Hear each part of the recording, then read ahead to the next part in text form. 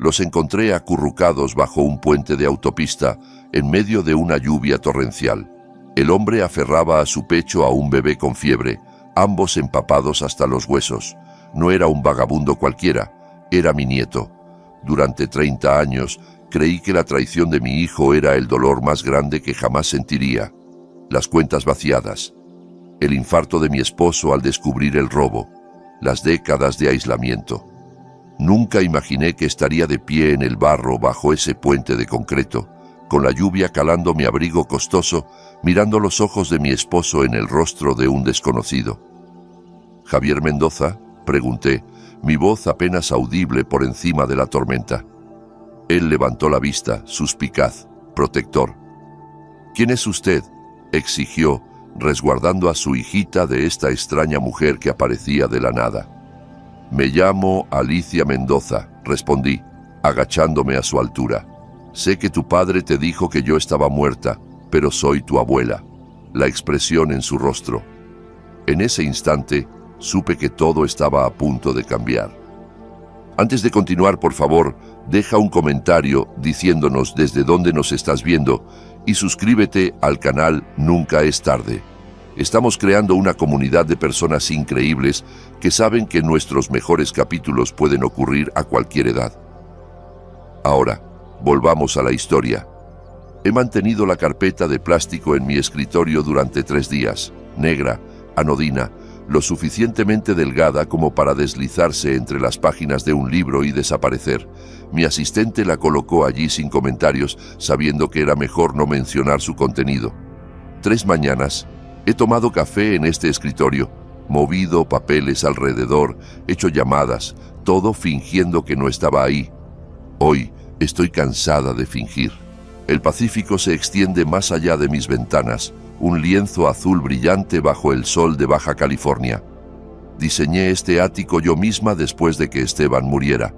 Todo blanco, mármol, vidrio y acero, líneas limpias, nada innecesario, nada que acumule polvo o recuerdos. He vivido aquí por 28 años. A veces, aún me siento como una visitante. Levanto la carpeta. Es más ligera de lo que debería, considerando lo que contiene. 30,000 pesos por un informe de 6 páginas y una fotografía. Supongo que la información no pesa mucho en estos días. Dentro está exactamente lo que esperaba. El informe final de investigaciones Delgado. Delgado mismo está jubilado ahora. Su hijo manejó este caso, menos minucioso que su padre, pero discreto. El nombre Mendoza aún abre puertas, incluso en mi semi-retiro. La compañía se administra sola ahora, más o menos. Solo intervengo cuando la Junta se pone sentimental con las propiedades antiguas. El sentimentalismo es el enemigo de los buenos negocios. La primera página es un resumen. Nombre: Javier Esteban Mendoza. Edad: 28. Ocupación: obrero de fábrica. Despedido. Residencia actual: sin hogar. Ubicación: Guadalajara, Jalisco. Debajo, la línea que mis ojos no pueden pasar por alto. Padres: Gregorio y Brenda Mendoza. Enajenados. Mi café se ha enfriado. Lo aparto. Sabía que existía, por supuesto. Contraté al primer investigador cuando Gregorio desapareció con nuestro dinero. Para entonces, Brenda ya estaba embarazada. Quería saber a dónde fueron, qué hicieron con el fondo de retiro de Esteban, con las cuentas de emergencia, con los bonos destinados a la educación de nuestros nietos. Los encontré viviendo cómodamente en Monterrey. Gregorio trabajando en una firma de inversiones, usando las conexiones de Esteban, usando nuestro nombre. Cerré la investigación después del funeral de Esteban. Parecía inútil después de eso, pero hace 3 semanas algo me despertó a las 2 de la madrugada. El tipo de despertar en el que estás completamente alerta de repente. Esteban solía decir que era alguien caminando sobre tu tumba. Me levanté, preparé té y me senté en la cocina, sintiendo que esperaba algo. Por la mañana, llamé al hijo de Delgado y le di el nombre de Gregorio. No sabía qué esperaba encontrar después de tantos años. No esperaba esto. El informe es metódico, una crónica de un colapso sistemático. Javier Mendoza, nacido en Monterrey, mudado a Guadalajara a los 6 años. estudiante promedio, sin antecedentes penales. Casado a los 22 con Olivia Vargas. Hija nacida 16 meses después. Sofía María Mendoza. Empleado en manufacturas del centro por 5 años, recientemente despedido por reducción de planta. Y luego, el desmoronamiento. Esposa se va con otro hombre. Javier pierde el apartamento por pagos atrasados. Autoembargado. Solicita espacio en albergue. En lista de espera por sobrecupo. Llama a sus padres solicitando alojamiento temporal. Solicitud denegada. Leo esta última línea 2 veces. Solicitud denegada. Tan frías esas 2 palabras. Tan familiares. Gregorio negando refugio a su propio hijo, justo como nos negó cualquier explicación cuando vació nuestras cuentas y desapareció. Algunos patrones nunca se rompen. La página final del informe es la fotografía, granulada, tomada a distancia. Un hombre se sienta encorvado bajo el techo de concreto de un paso elevado. Cabello oscuro, complexión delgada, acuna algo contra su pecho. Un bulto envuelto en lo que parece una chaqueta azul descolorida.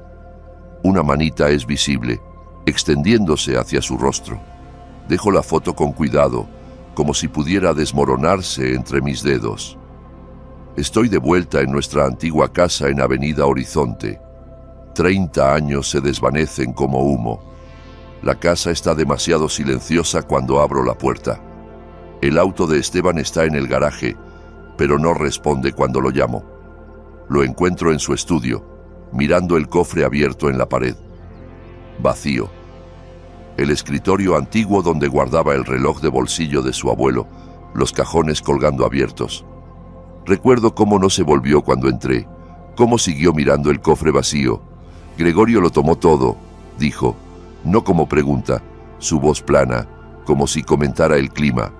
Llamé al banco, al contador, al teléfono de Gregorio, una y otra vez, sin respuesta. Para cuando miré de nuevo a Esteban, su color había cambiado, gris como papel viejo.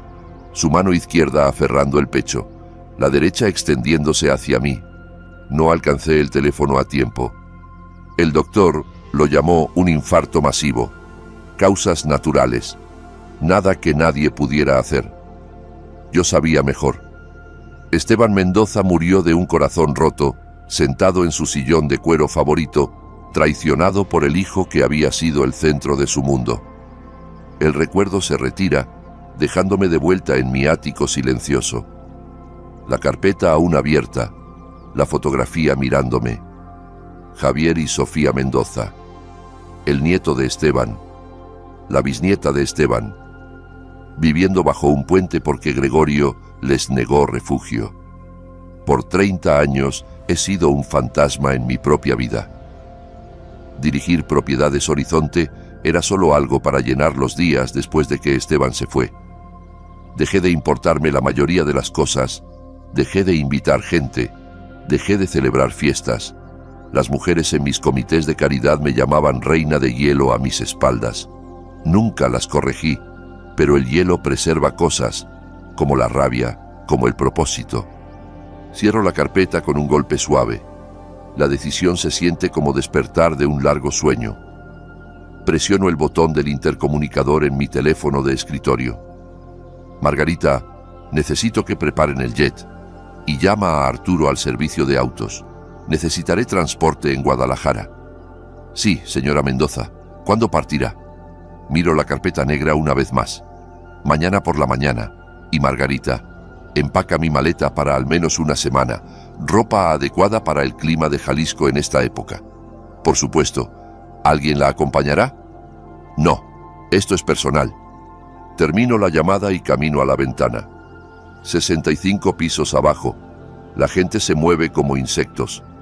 Tan pequeños desde esta altura. Tan fáciles de olvidar. Tienen vidas tan complicadas como la mía. Por décadas me he mantenido por encima de todo.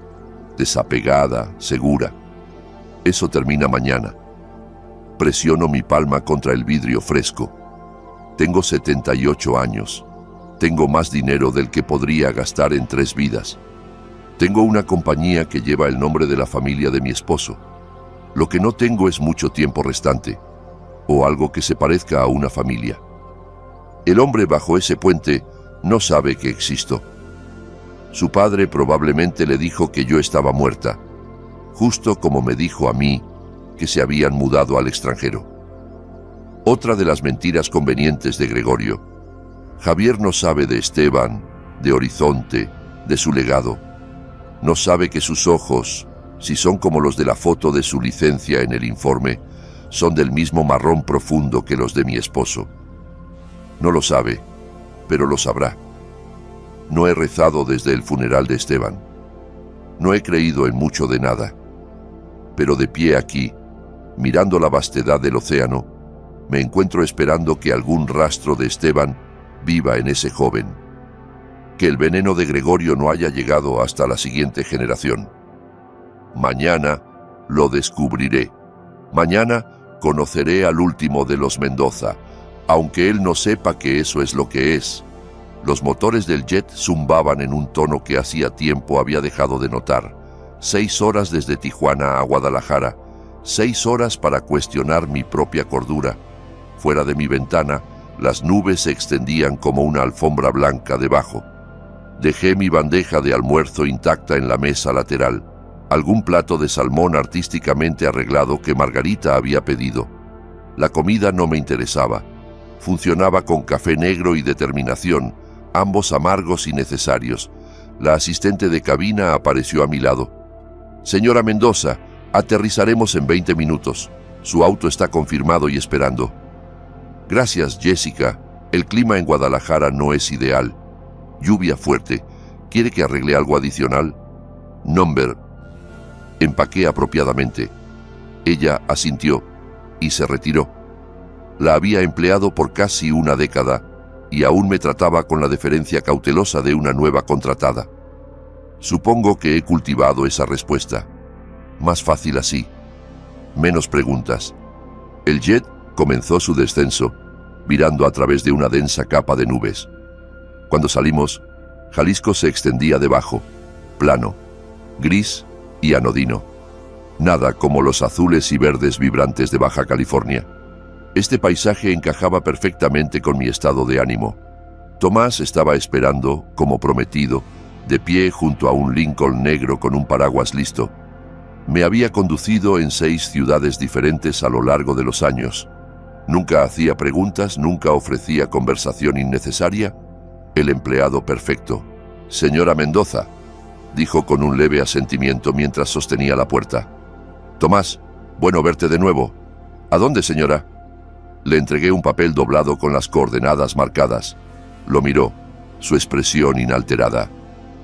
Por supuesto, deberían ser unos 30 minutos. El auto se alejó del terminal de aviación privada, incorporándose a la autopista. Guadalajara se parecía a docenas de otras ciudades medianas mexicanas que había visitado por negocios. Los mismos restaurantes de cadena, los mismos concesionarios de autos, los mismos carteles prometiendo alivio de deudas, enfermedades y desesperación. La uniformidad era casi reconfortante en su predictibilidad.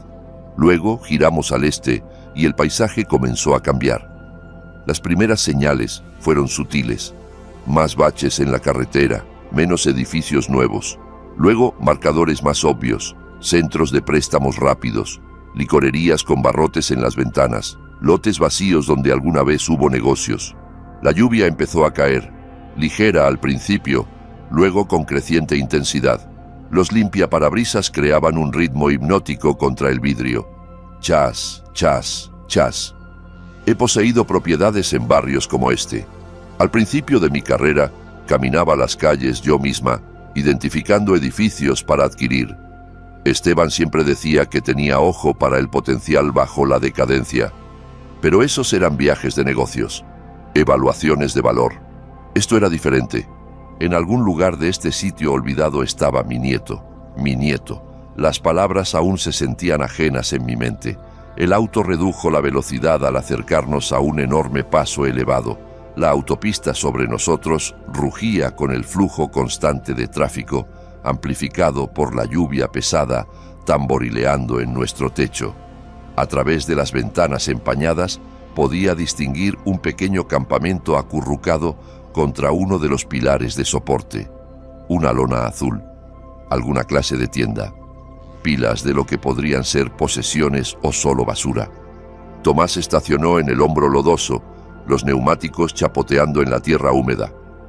El motor ronroneaba suavemente mientras se volvía hacia mí. «Señora, esto no parece...» vaciló, eligiendo sus palabras con cuidado. «Seguro, si me dice qué necesita, puedo ir yo por usted». «No, Tomás». Mi voz salió más cortante de lo que pretendía, más suave. Agregué: «Este es mío». Su rostro no traicionó nada. «Mantendré el auto encendido». Saqué mi paraguas de su funda y abrí la puerta.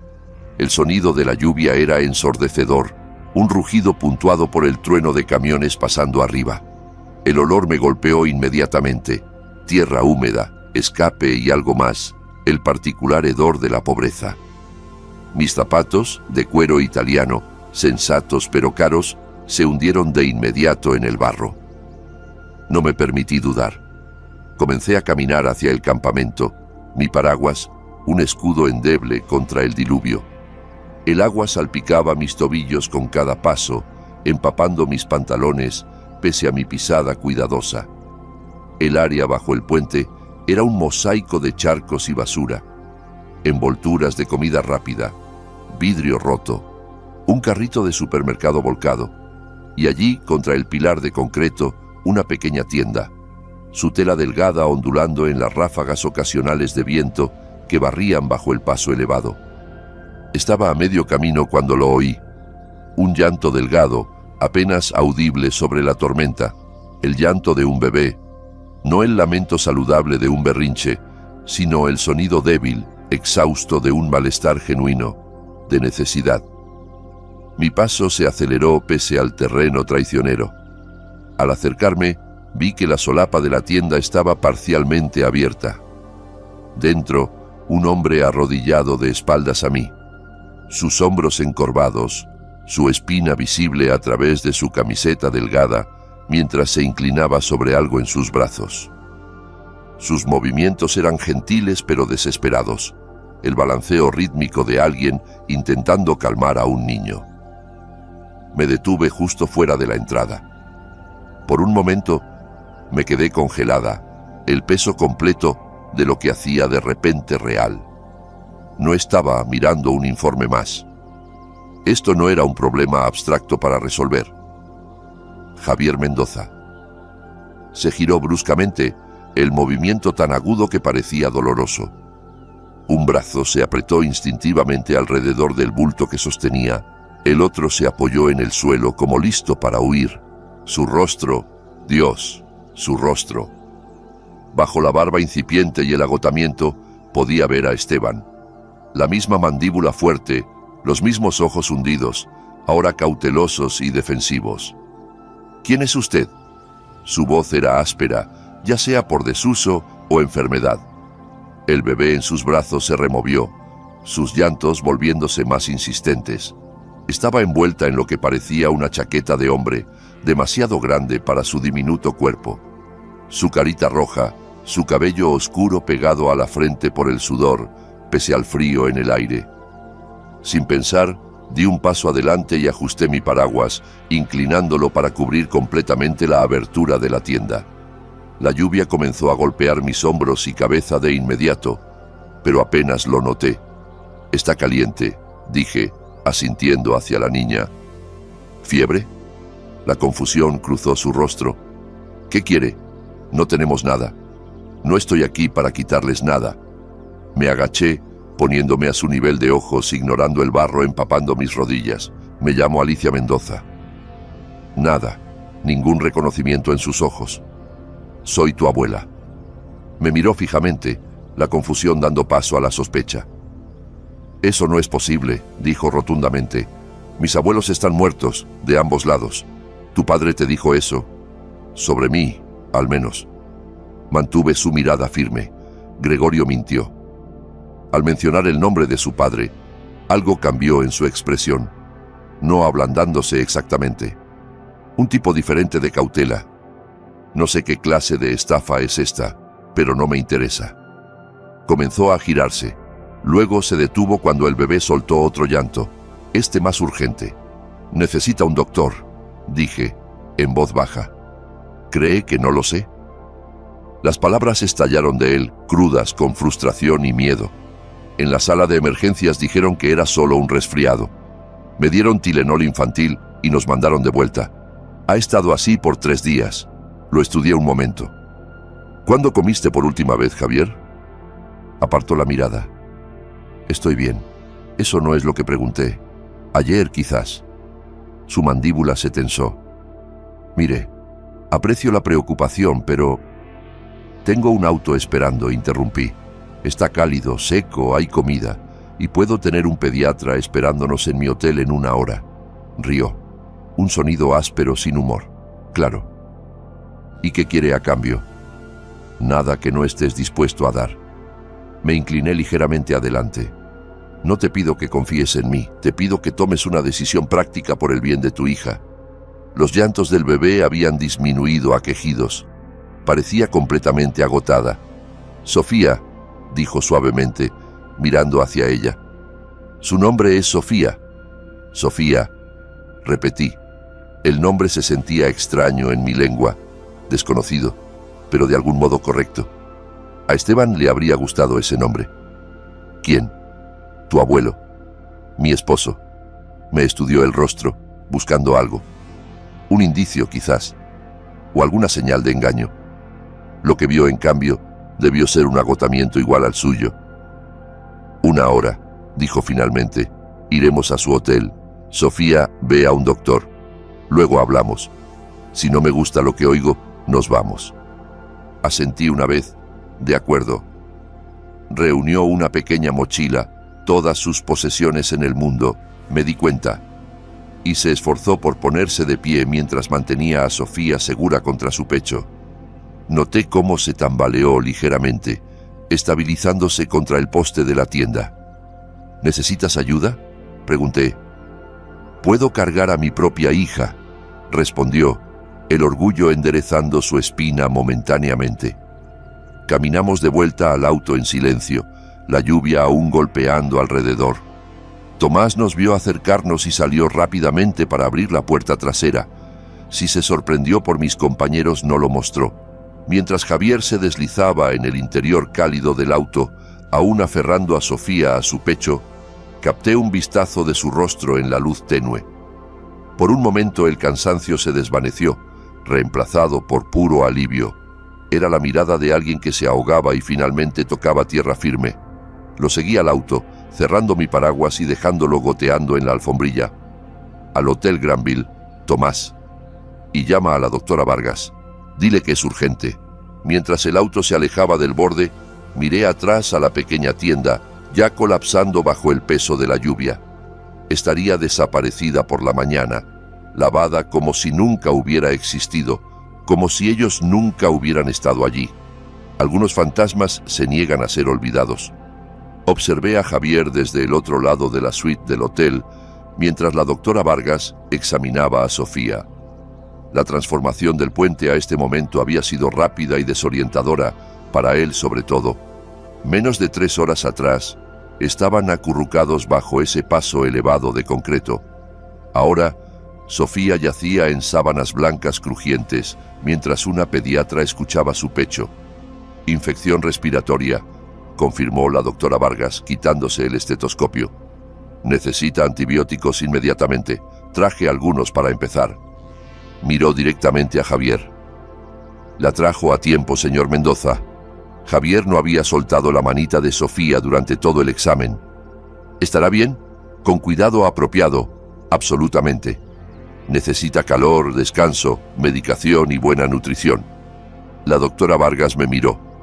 «La señora Mendoza dice que viajarán a Baja California mañana». Javier me miró, incertidumbre clara en su rostro.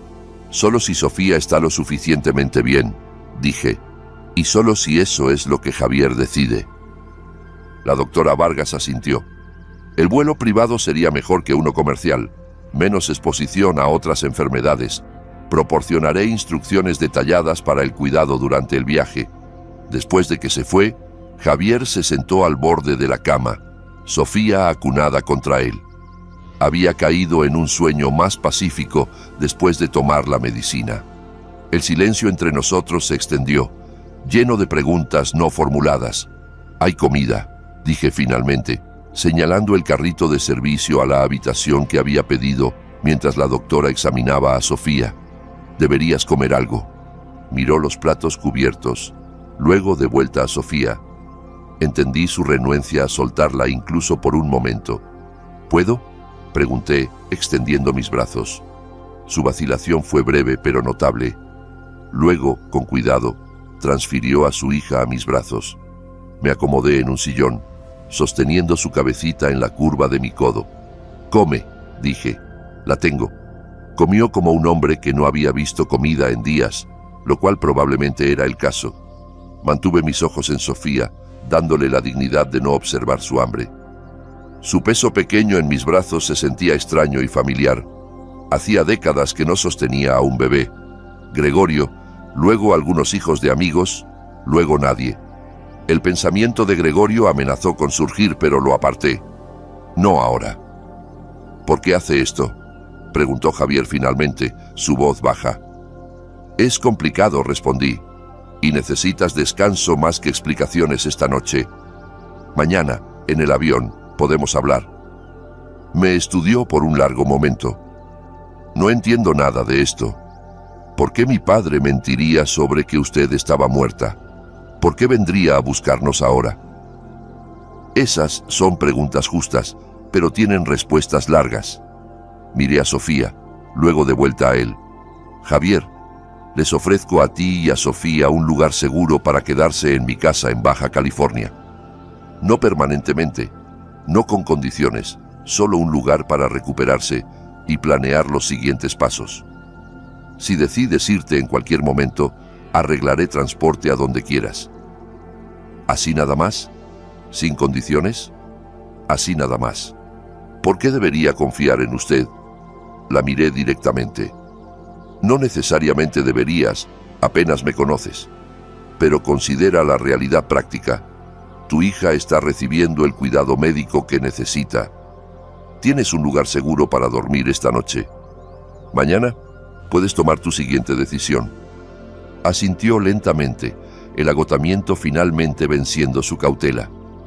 En una hora, tanto él como Sofía estaban dormidos, y yo hice arreglos para nuestra partida. La hacienda Horizonte apareció a través de las ventanas del auto al doblar la curva final del camino. La casa principal se erguía como lo había hecho por 70 años. Columnas blancas, verandas amplias, ventanas que captaban el sol de la tarde tardía. Observé el rostro de Javier mientras la asimilaba, su expresión una mezcla de asombro y aprensión. «¿Aquí es donde vive?», preguntó, Sofía segura en sus brazos. «Aquí es donde Esteban y yo vivimos», corregí gentilmente. «Tu abuelo construyó este lugar el año antes de que nos casáramos». El auto se detuvo en la entrada principal. Dentro todo estaba preparado. Un cuarto infantil había sido instalado adyacente a la suite de huéspedes en el ala este. María, la niñera que había arreglado, llegaría en una hora. El doctor López, el pediatra local, revisaría a Sofía esa noche. Javier entró al vestíbulo, sus movimientos cautelosos, como si pudiera romper algo simplemente existiendo en el espacio. Sofía, aún recuperándose pero mejorando con los antibióticos, hizo un pequeño sonido contra su hombro.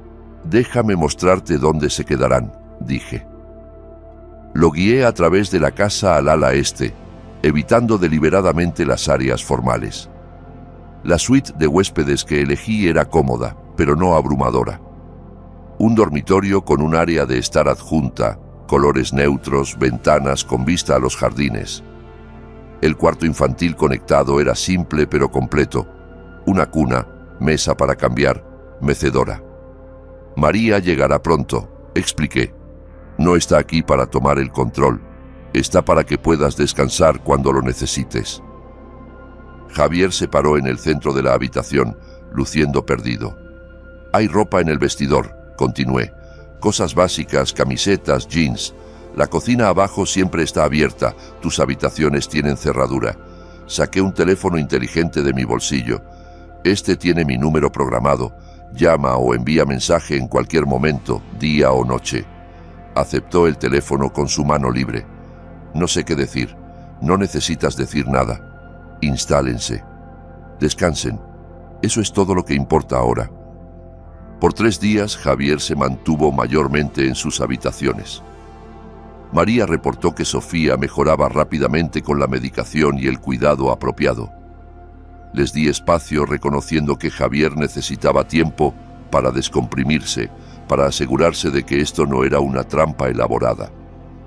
En la 4ª noche, estaba sentada en el solario con té y uno de los viejos álbumes de fotos de Esteban cuando sentí una presencia. Javier estaba en la puerta, vacilante. ¿Puedo unirme?, preguntó. Por favor. Gesturé al sillón opuesto al mío. Sofía está dormida. Finalmente, María me mostró cómo usar el monitor para bebés. Miró el dispositivo en la mesa lateral.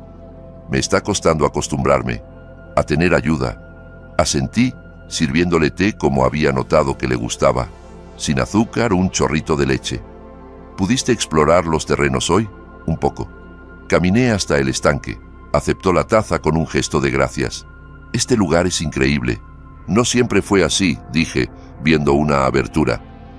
Deslicé el álbum de fotos hacia él. ¿Sabías que tu abuelo construía casas con sus propias manos antes de dirigir una compañía? Javier lució sorprendido. No, mi padre nunca habló de él, de ninguno de ustedes. Abrí el álbum en una fotografía de Esteban en ropa de trabajo, arrodillado en un techo con un martillo en la mano. Su sonrisa amplia, genuina. Esteban creció pobre en Sinaloa. Su padre era carpintero y le enseñó el oficio. Cuando Esteban se mudó a Baja California en los 40, empezó a construir hogares simples para veteranos regresando de la guerra. Volteé la página para mostrar una fila de casas modestas. Estas fueron las primeras propiedades de Horizonte.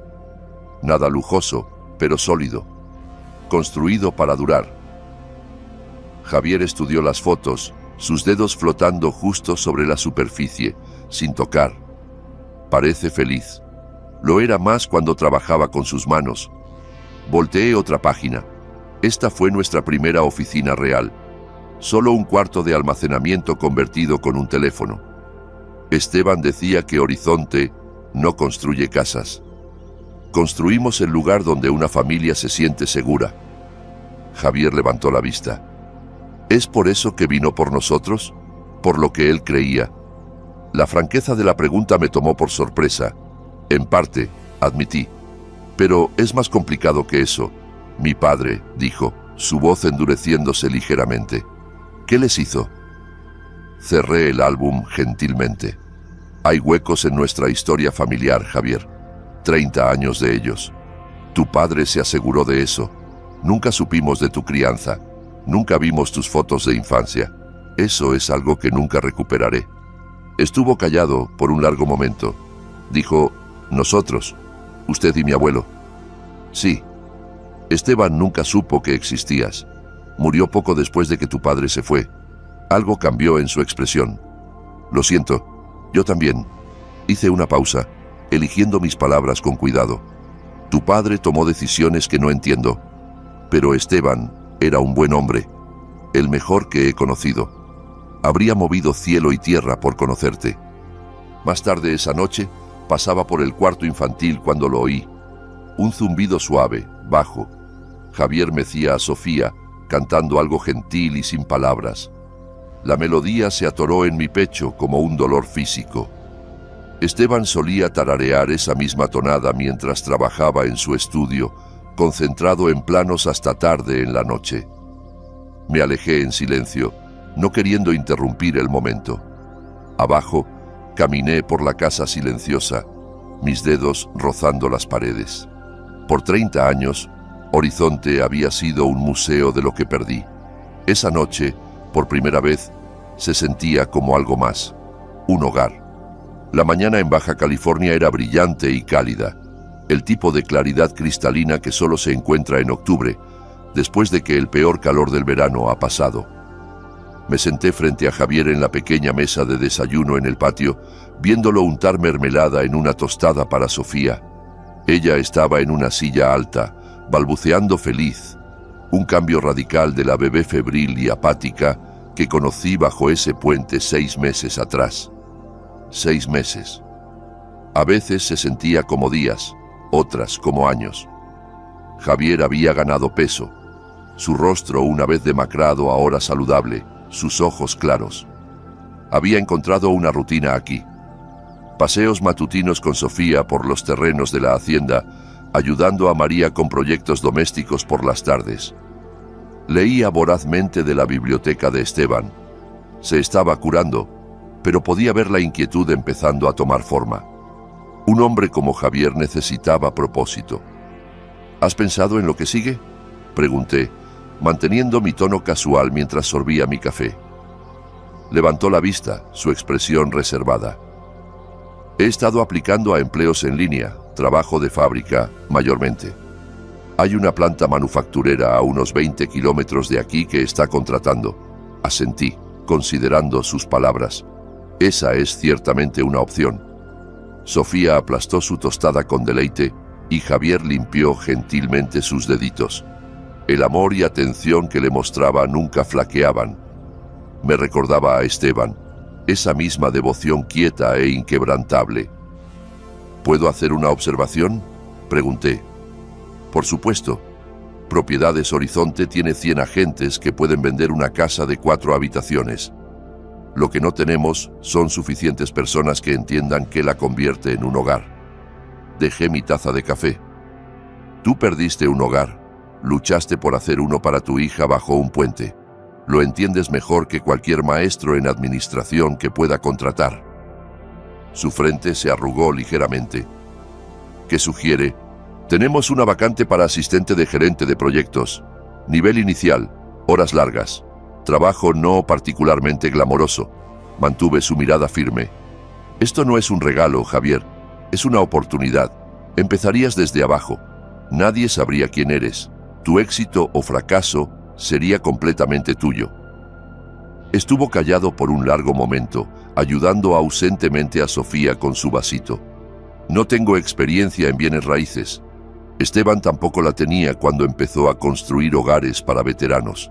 Sonreí ligeramente. Pero tú tienes algo más valioso, perspectiva. ¿Qué les diría a la gente sobre cómo obtuve el empleo? Que aplicaste y entrevistaste como todos los demás, lo cual harás. Hice una pausa. Nadie en la compañía sabe de nuestra conexión. Esa es tu historia para contar o mantener privada como elijas. Miró hacia los jardines, considerando. No quiero tratamiento especial. No lo tendrás. De hecho, probablemente tendrás que trabajar el doble para probarte. Me puse de pie, recogiendo mi servilleta. Piénsalo. La posición empieza el próximo lunes. Si estás interesado, haré que Recursos Humanos organice una entrevista formal mañana. Lo dejé allí con Sofía, sabiendo que necesitaba espacio para decidir. Para la cena me había dado su respuesta. 2 días después, entró a la sede de Propiedades Horizonte para su entrevista, vistiendo un traje que nunca había visto antes. Debió comprarlo él mismo. No era caro, pero le quedaba bien. Parecía un Mendoza. El primer año de Javier en Horizonte fue un bautismo de fuego. Me aseguré de que no recibiera atención especial. Todo lo contrario. Su supervisor directo, Martín Reyes, era notoriamente exigente. Javier pasaba sus días enterrado en regulaciones de zonificación, informes de impacto ambiental y análisis de mercado. Los fines de semana trabajaba en casas abiertas, colocando letreros y preparando café para los agentes senior. Observé desde la distancia, nunca interviniendo. Cada mes recibía sus evaluaciones de desempeño, junto con las de todo el personal junior. Las suyas eran consistentemente excelentes, no porque fuera naturalmente dotado para los bienes raíces, sino porque abordaba cada tarea con el mismo enfoque metódico que había aplicado al trabajo de fábrica. Era minucioso, confiable y, lo más importante, escuchaba. Para su segundo año, se había mudado a una posición junior de ventas. Estaba en la oficina principal una tarde cuando él trabajaba con una pareja joven, maestros con un bebé nuevo buscando su primer hogar. Observé discretamente desde la sala de conferencias contigua. ¿Cómo es su rutina matutina?, preguntaba Javier, ignorando las hojas de listados esparcidas en la mesa. ¿Quién se levanta con el bebé? ¿Cuánto dura su trayecto a la escuela? La pareja intercambió miradas de sorpresa. Bueno, Sara suele levantarse primero con Emma, dijo el esposo. Yo manejo el turno de la noche ya que Sara necesita calificar exámenes. Javier asintió, tomando notas. ¿Y cuál es la habitación más importante en su apartamento actual? ¿Dónde pasan la mayor parte del tiempo? La mesa de la cocina, respondió Sara inmediatamente. Es donde califico, donde comemos, donde jugamos con Emma. Háblenme de su domingo ideal, continuó Javier. Lo vi construir una imagen de su vida, no de su lista de deseos. Cuando mencionaron que amaban caminar, eliminó barrios sin banquetas. Cuando hablaron de la madre de Sara visitando a menudo, se enfocó en hogares con cuartos de huéspedes. Para el final de la sesión, había reducido sus opciones a 3 casas, todas bajo su presupuesto, ninguna con las encimeras de granito que pensaban querer, pero cada una perfecta para sus vidas reales. 2 semanas después, cerraron en una modesta casa de 3 habitaciones en un barrio tranquilo, con excelentes escuelas. Su comisión fue menor que si Javier los hubiera empujado a una propiedad más cara, pero enviaron una tarjeta navideña ese diciembre con una foto de su familia en su nuevo Porsche. Javier la clavó en la pared de su cubículo. La voz se corrió. Más clientes pedían al joven que realmente escucha. Sus colegas, inicialmente desdeñosos del callado recién llegado, comenzaron a notarlo. Para el tercer año, Javier había sido promovido a gerente senior de proyectos, supervisando el desarrollo de una nueva comunidad en Ensenada. El proyecto Horizonte Costero era ambicioso: 50 hogares diseñados para atraer familias jóvenes, excluidas del mercado de lujo, pero renuentes a sacrificar calidad de vida. Asistí a las reuniones de planeación, viendo cómo Javier se transformaba del hombre vacilante que encontré bajo ese puente. Comandaba respeto, no por fuerza de personalidad, sino por competencia y empatía. Insistió en espacios verdes entre casas, banquetas anchas para carriolas y un centro comunitario con instalaciones para cuidado infantil. La gente no solo compra casas, explicó al equipo de desarrollo. Compra el espacio entre su puerta principal y la de sus vecinos. Compra el paseo a la escuela. Compra la vista desde la ventana de su cocina mientras lavan platos. Su equipo escuchaba porque se había ganado su respeto. No sabían nada de su conexión conmigo, nada de su pasado. Solo lo conocían como el gerente de proyectos cuyos desarrollos consistentemente se agotaban porque construía comunidades donde la gente quería vivir. Sofía tenía 4 años ahora, una niña brillante y curiosa que pasaba sus días en el Centro de Cuidado Infantil Corporativo de Horizonte. Javier los había mudado a una casa modesta a unos 15 minutos de mi hacienda, lo suficientemente cerca para visitas regulares, pero estableciendo claramente su independencia. Respetaba su necesidad de separación, de construir su propia vida. Nuestra relación se había asentado en un ritmo cómodo de cenas dominicales y visitas ocasionales entre semana. Nunca hablaba de Gregorio. Javier nunca preguntaba. La reunión anual de ejecutivos estaba programada para el primer lunes de octubre. La compañía había crecido significativamente bajo mi liderazgo, de la modesta empresa de construcción de hogares de Esteban a una de las principales firmas de desarrollo inmobiliario en Baja California. La había dirigido sola por 30 años, más de lo que Esteban y yo la dirigimos juntos. Estaba cansada. La sala de juntas estaba llena esa mañana. Cada vicepresidente, jefe de división y gerente senior en asistencia, todos esperando la revisión anual estándar. Javier se sentó a mitad de la larga mesa, su portafolio abierto, pluma lista. A los 31, era uno de los gerentes senior más jóvenes en la historia de la compañía, pero se había ganado su asiento en esa mesa. La habitación se silenció cuando tomé mi lugar en la cabecera. Permanecí de pie, inspeccionando los rostros vueltos expectantes hacia mí. Eran buenas personas, profesionales competentes, pero solo uno de ellos entendía lo que Esteban había construido. Hace 30 años, comencé, mi esposo Esteban estuvo en esta habitación y le dijo a nuestro entonces pequeño equipo que Horizonte no estaba en el negocio de construir casas. Estábamos en el negocio de construir futuros. Hice una pausa, dejando que las palabras se asentaran. Esteban no creía en solo erigir edificios. Creía en construir cosas que duran, fundamentos para familias, legados de integridad.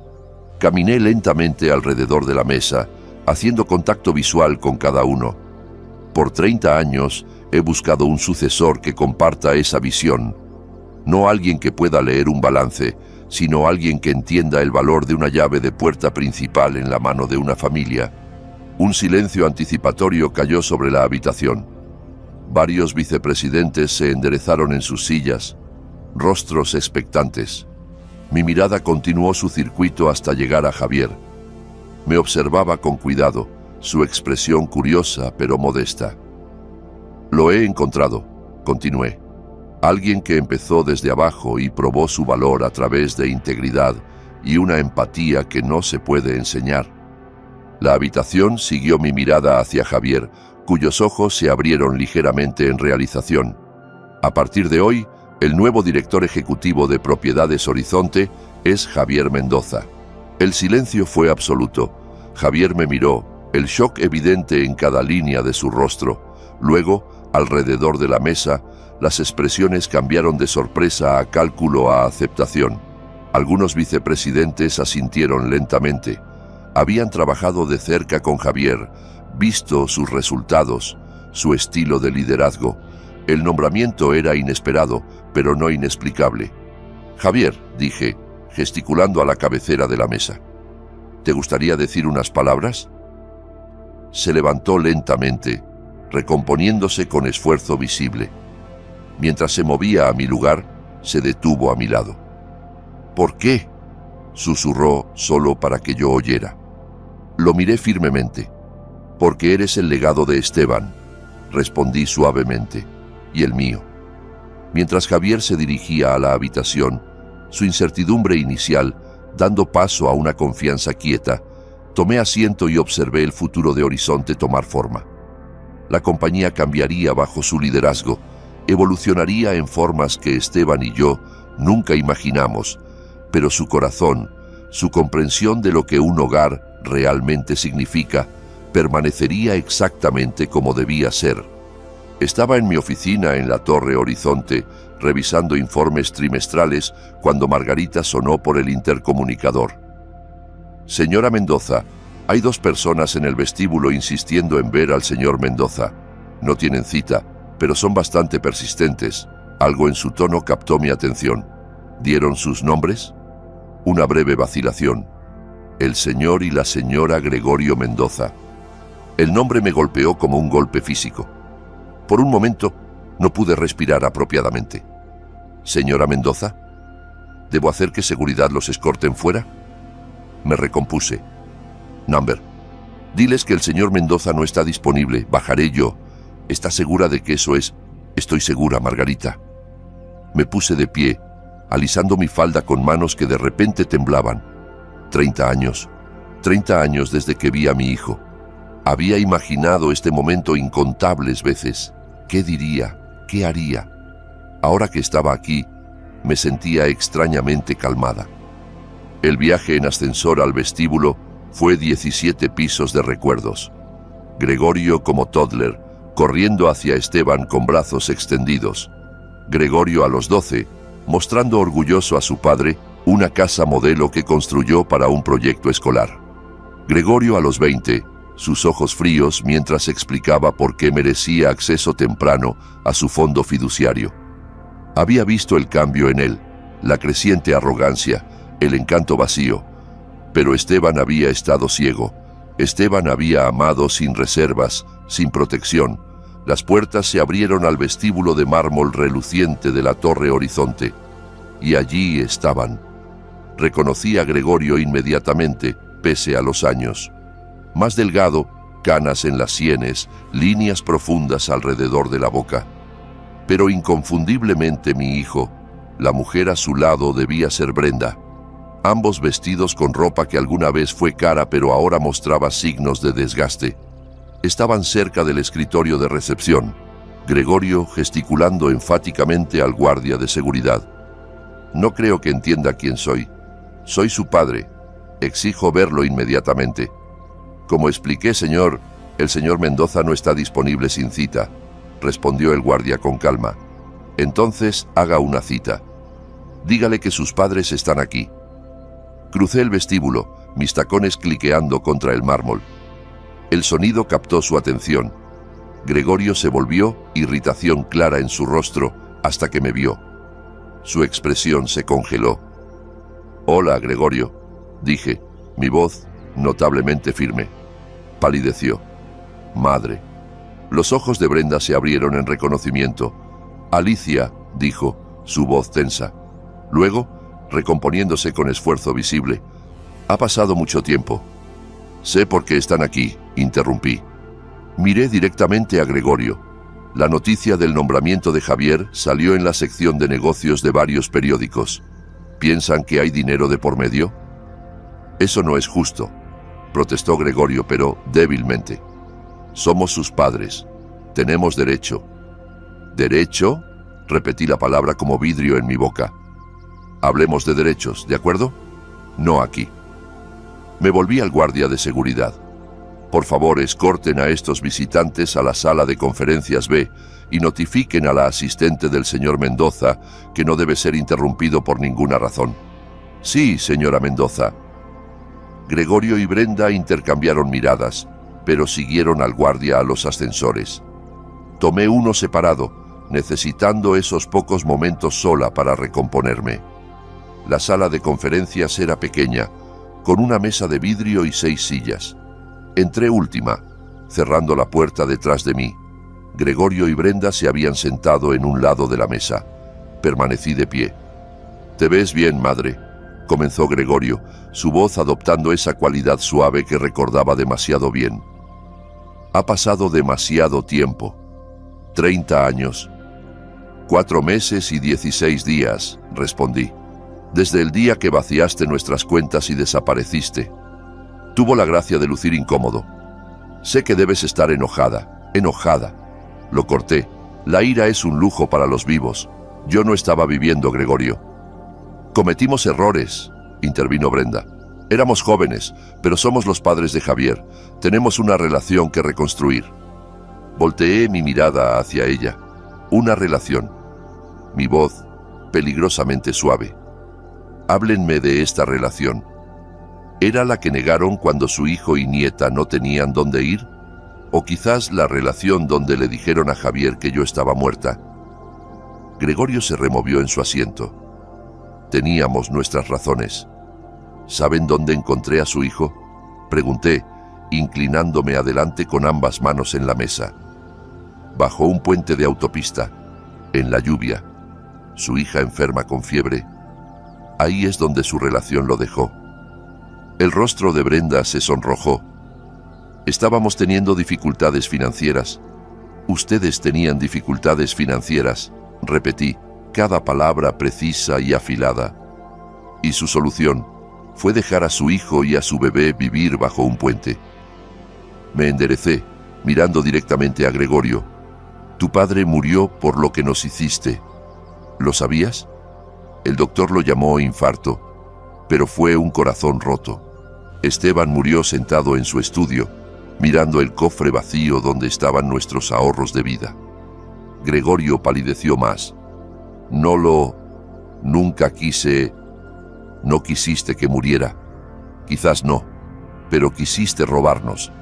Quisiste mentir. Quisiste usar su nombre para conseguirte un puesto en Monterrey. Hice una pausa. Justo como quieres usar a Javier ahora. Eso no es justo, protestó Brenda. Hemos tenido dificultades también. Perdimos todo en malas inversiones. Solo intentamos reconectar con nuestro hijo, nuestra familia. ¿Familia?, pregunté. Mi voz, apenas por encima de un susurro.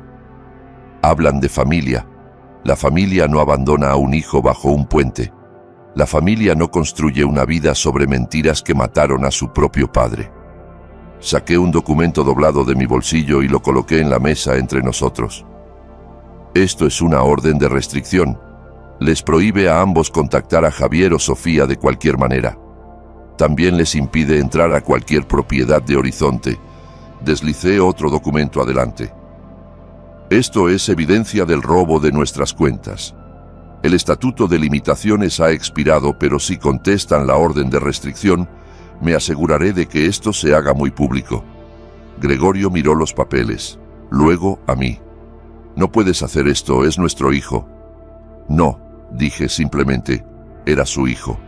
Renunciaron a ese derecho cuando lo dejaron bajo ese puente. Me moví a la puerta y la abrí. 2 guardias de seguridad esperaban afuera. Estos caballeros los escoltarán fuera. Si regresan, serán arrestados por allanamiento. Brenda se levantó abruptamente. Tú, perra santurrona, ¿crees que puedes robar a nuestro hijo, comprar su lealtad con tu dinero? La miré con calma. No necesité comprar nada, Brenda. Simplemente le ofrecí lo que ustedes nunca hicieron, la verdad, y una elección. Gregorio permaneció sentado, luciendo de repente viejo y derrotado. Él sabe, sobre lo que les hice a ti y a papá. Sí, respondí, le conté todo, y él hizo las paces con eso, y aún tomó el puesto de director ejecutivo, sabiendo que era la compañía de mi padre. Lo tomó porque era la compañía de su abuelo, corregí. Esteban estaría orgulloso de él. Gregorio finalmente se levantó. ¿Y tú, madre?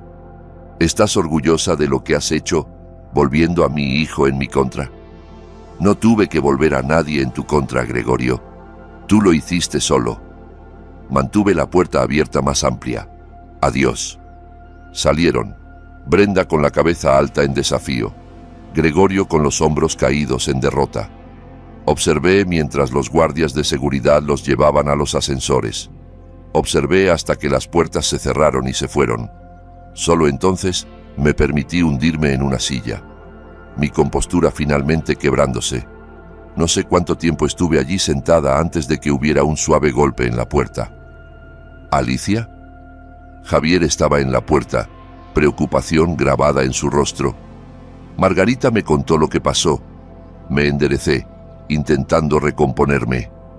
Lo siento, debí dejarte manejarlo. No era mi lugar. Cruzó la habitación y para mi sorpresa tomó mi mano. Era exactamente tu lugar, dijo en voz baja. Protegiste a tu familia, justo como has estado haciendo desde el puente. Lo miré. Este hombre que de algún modo se había convertido en el centro de mi mundo. Intentarán de nuevo, gente como esa siempre lo hace. Y lo manejaremos, juntos. Sonrió ligeramente. Sofía está abajo en el cuidado infantil. Hizo algo para ti en clase de arte. ¿Quieres verlo? Asentí, de repente incapaz de hablar por el nudo en mi garganta. La vista desde la oficina del director ejecutivo era espectacular. La ciudad se extendía a un lado, el océano hasta el horizonte al otro. Los tres estábamos en el balcón privado, Sofía entre nosotros, sosteniendo ambas manos. Más alto, demandó. Y al contar 3, Javier y yo la levantamos, balanceándola entre nosotros.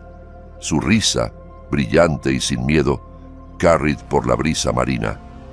A los 5, Sofía era toda curiosidad y energía, sus rizos oscuros rebotando mientras corría adentro a examinar el modelo de la nueva comunidad Horizonte, siendo construida en Rosarito. Javier la miró con una sonrisa antes de volverse a mí. La Junta aprobó la iniciativa de vivienda asequible esta mañana, dijo. La construcción empieza el próximo mes. Asentí, orgullo calentando mi pecho. Esteban habría amado ese proyecto. Ojalá lo hubiera conocido, dijo Javier en voz baja. ¿Lo conoces?, respondí. Cada vez que pones a una familia en un hogar que pueden pagar, cada vez que eliges integridad sobre ganancia. Hice una pausa. Vive en ti, Javier, y en ella. Ambos miramos a Sofía, quien cuidadosamente reorganizaba los arbolitos alrededor de las casas modelo. Los ojos de Esteban, la determinación gentil de Esteban. He estado pensando, dijo Javier después de un momento. El ático es demasiado grande solo para mí y Sofía, y esa hacienda tuya tiene muchas habitaciones vacías. Lo miré, sorprendida. ¿Estás sugiriendo lo que creo? Se encogió de hombros, un atisbo de sonrisa en sus labios. Sofía extraña desayunar contigo, y ese trayecto desde Ensenada es brutal. Horizonte fue construido para una familia, dije suavemente. Ha estado esperando mucho tiempo para ser una de nuevo. Sofía regresó corriendo hacia nosotros, su atención ya capturada por algo nuevo. Abuela Alicia, ¿sabías que hay peces en la fuente abajo? Podemos tener peces para nuestro estanque. Nuestro estanque. Capté la mirada de Javier sobre su cabeza, viendo mi propia emoción reflejada allí. Creo que se puede arreglar, le dije, alisando sus rizos salvajes. De hecho, creo que tu abuelo insistiría en ello. El sol empezaba a ponerse, proyectando una luz dorada larga a través de la ciudad. Por 30 años, había sido un fantasma en mi propia vida, rondando los espacios que Esteban una vez llenó, preservando lo que era en lugar de construir lo que podía ser. Ahora, con la manita de Sofía en la mía y Javier a mi lado, finalmente salía a la luz. El ciclo de dolor que Gregorio inició se había roto. El legado que Esteban construyó estaba asegurado, y yo, Alicia Mendoza, ya no era un fantasma en una mansión vacía. Estaba en casa. Así que esa es mi historia. Me encantaría saber qué piensas. ¿Habrías perdonado a un hijo como Gregorio o hice bien en cortarlo para siempre? Déjame saber en los comentarios y suscríbete para más historias como la mía.